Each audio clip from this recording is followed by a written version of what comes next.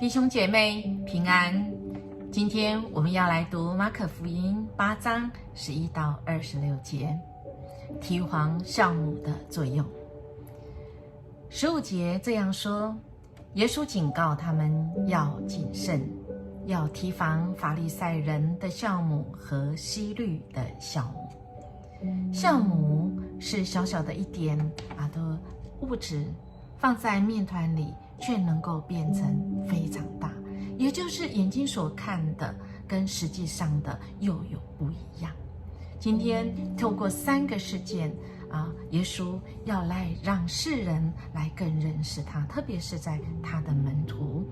我们看到，首先这些法利赛人他们来盘问耶稣，为了是要试探他，说：“那个耶稣啊，请你从天上呢这个显个神迹给我们来看吧。”神迹在这里的意思不是大能，在这里意思是你给我一个记号，我好来相信你。其实，在他们的内心里面，不是真的要来敬拜这位神，乃是他们要试探神，他们是假冒为善的。也就是说他们不是那么一致性的，所以耶稣就嘱咐着门徒说：“你们要谨慎，然后你们要防备。”防备的意思在这里就是说，要看清楚看清楚这个法利赛人的笑跟希律的笑。而这些门徒呢，听了之后，竟然不是听到真正的意思，而是彼此在这个讨论说：“耶稣这么讲是说我们没有饼吗？我们今天没有带饼吗？是在责备我们吗？”亲爱的弟兄姐妹，我们的门徒们真的是看不清楚不了解他们所这个跟从的这个老师耶稣耶稣看出来他们的议论，就说：“哎呀，你们还不醒悟吗？还不明白吗？你们心里还愚蠢吗？”在18节特别说：“你们有眼睛看不见吗？有耳朵听不见，也不记得吗？”在不多久的时候，不是才5个饼分给5000人，而且还能够收出12个篮子，而后来也有7个饼给4000个人，而且把那些零碎收起来有7个。难道你们还不明白吗？是我们的神真的是让这些体贴这些门徒们，他们这个不清楚真的信心不够，或者是我们人的有限。